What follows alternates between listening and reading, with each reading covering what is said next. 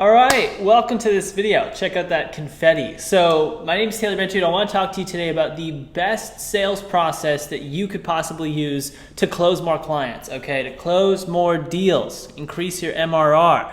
So this is our 3-step sales process. Really, it's 2 steps, and I'm going to give you the high level because every business is very different, but my doodles here are terrible, so stay with me and pay attention where my mouse moves. Now, the first step in this sales process is called a discovery call. Okay, a discovery call is very simple. It's a 15-minute phone call. Now, the script, this magical script right here, and this magical script here is different depending on if it's inbound, that's what this I stands for, or outbound, okay? The source of the lead, if it comes from outbound, our outbound sales process, the script is different. If it comes from the inbound sales process, the script is different. So I want to walk you through those 2 scripts, but the outcome of the call is the same, and the time it takes for that call is the same.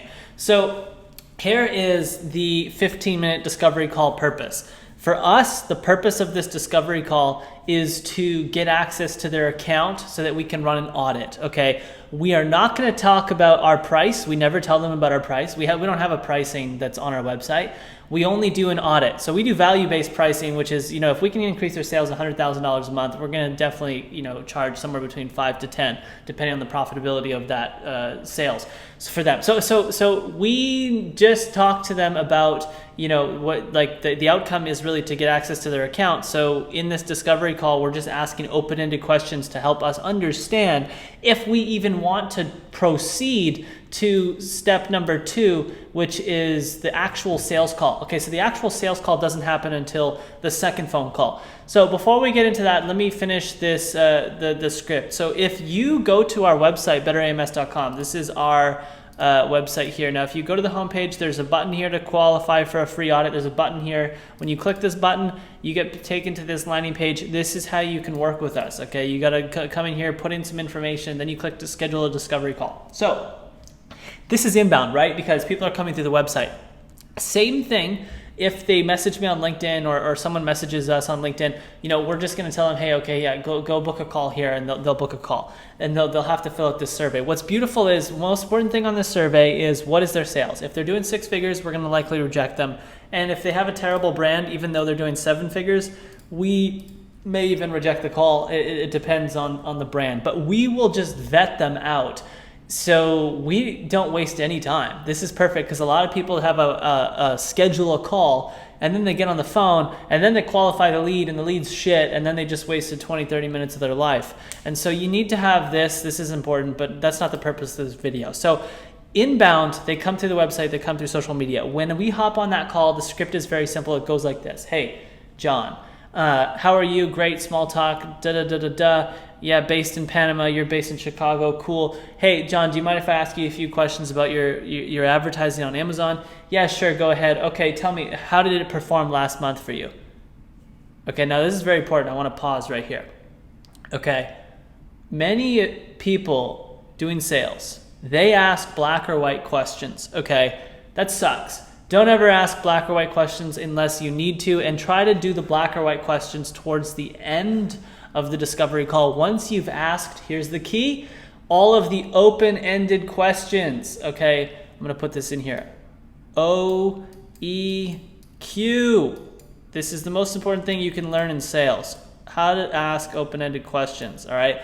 So an open-ended question goes like this. John, tell me about how your advertising is performing.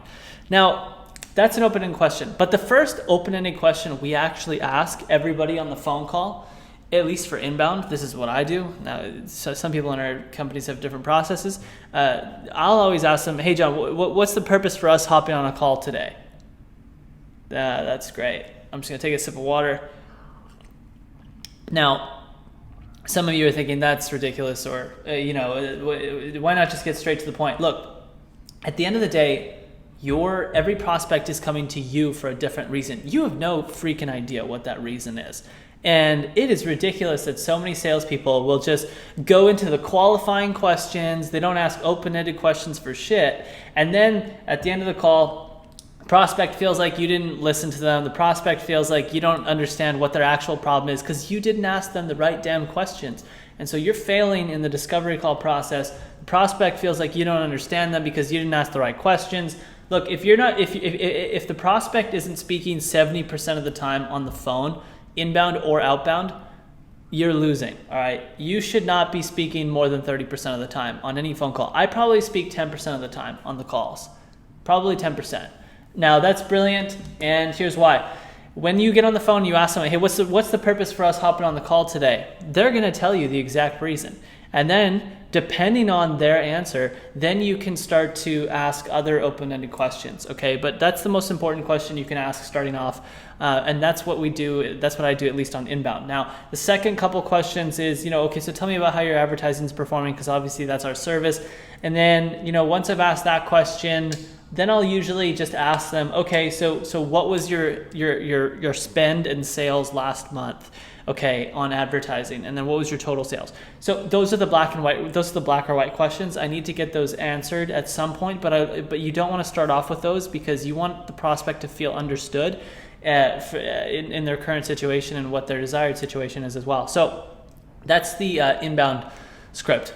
Outbound is different. It depends on where the lead comes from. But outbound, we have a legendary process called Trojan-Horse Marketing. I just closed a deal a few days ago from Trojan-Horse Marketing, and actually closing another one soon. But what happens is we send these custom videos out to ideal prospects. Now, when they book a call on outbound, they don't have to fill out a survey, okay? They just book a call, and the reason for that is because I already know they're a good fit. I will never contact someone in an outbound sales process if I don't know that they're a good fit. So all of the prospects who come through the outbound are ideal clients. I won't get on the phone with them if they're not. Now, here's the thing. When they hop on this call, outbound, like the guards are up. Everyone's freaking ready to go to war with you. It's crazy. The vibe is so different, and most people do not want to talk to you, or they're very skeptical about your service, regardless of how brilliant and how eloquent your outbound sales process is.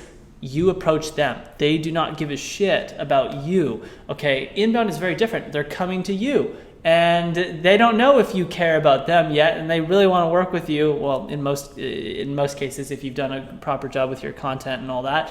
So on outbound, the way that I like to do these calls, at least with Trojan-Horse Marketing, is I hop on the phone, and the first question I ask them is very simple. Hey, John, I appreciate you hopping on the call. What did you think of the video, right? I sent them a video. They booked a call because I sent them that video. Now, I don't care if you send them a direct mail. I don't care if you've been cold calling them and then you've been leaving these funny voicemails and they finally called you back. I would always start off with, hey, what did you think of those voicemails? I was like, what did you think of the letter that I sent you? What did you think of that funny gift that I sent you? I don't care what your outbound sales process is. I'm going to ask something along those lines. Now, the reason why is because, oh, hey, I thought it was great, or this is what I liked. I want to figure out why they'd actually decided to book the call. So that's the most important step in the outbound process. Is the first open-ended question is, what did you think about XYZ? And the XYZ is how you actually persuaded them to get on the phone with you. Okay, it could have been a templated message that you sent. It could have been a cold email that you sent. It could be a video. It could be, like I said, a funny voicemail, a gift, etc. So typically what happens when I ask that question is their guards go down a little bit, and I'm giving them control in the first 20 seconds of the phone call, which is great because in outbound, it's actually kind of funny. You can't really control the call with some people. It's very difficult. Some people, one guy actually was on the phone with a few weeks ago. I said, hey, this is when I didn't really have the script dialed in. I said, hey, so usually how I do these calls is I just ask a few questions about the business, if you don't mind me doing that. He said, well, you got 30 seconds, go. And this is when I realized, you know what, fuck that script is terrible. Some people they don't want you to spend 20 minutes talking about it. They just want to ask you the questions and rapid fire some questions at you. So I like to give them control. What did you think of the video that I sent you, or XYZ? I thought this was great. This is actually what I like. That's why I decided to book a call.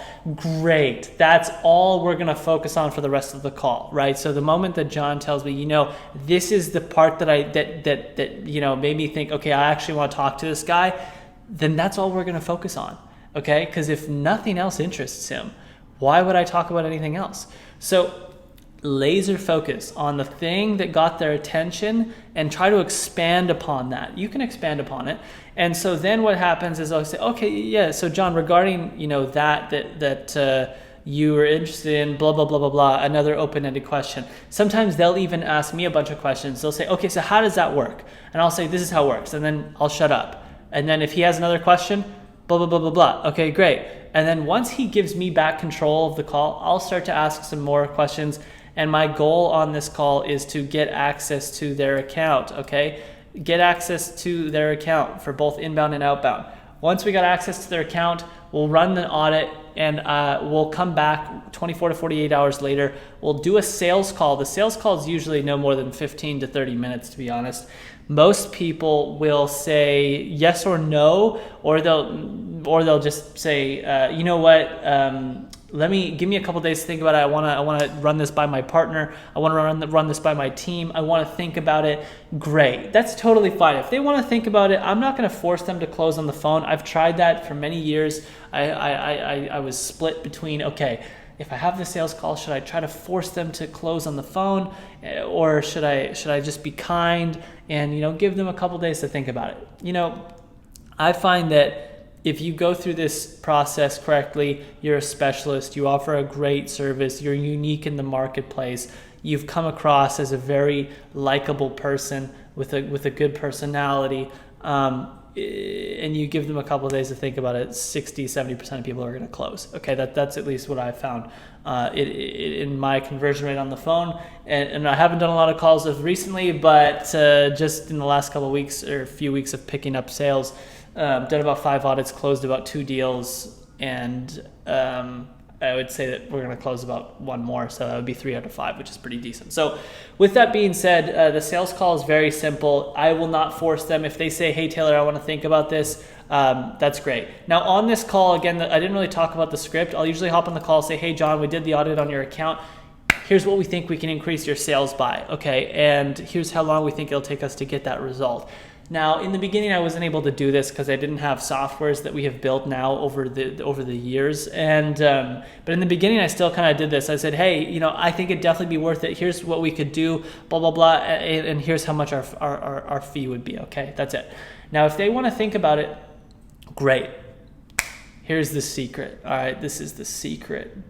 I guess you can't see this because my face is probably here. But anyways, the secret is that if they want to think about it, schedule a call in 48 to 72 hours.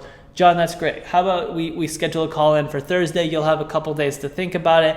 And if you or your team has any other questions, then we can hop on the phone on Thursday and we can review your questions. I find that this call is actually really helpful, especially if you guys have any concerns. We can hash it out over the phone. Okay, yeah, that sounds great. What time works for you on Thursday? 1 p.m. Great, scheduled in the calendar.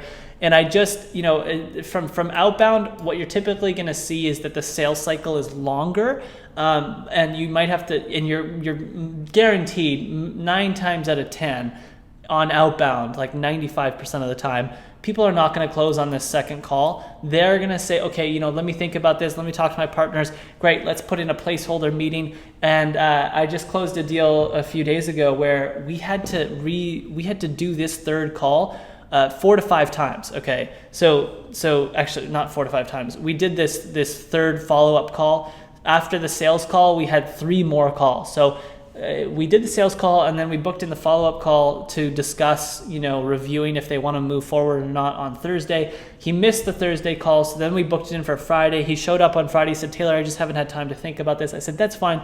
Why don't I give you a call on Monday morning? Okay, that's great. I gave him a call Monday morning. He said, look, Taylor, we spoke about it. We want to move forward with this. What does the process look like? Great. So I had 3 calls where it was, after the sales call. Now, the total time it took for me to do all those calls was less than an hour and a half.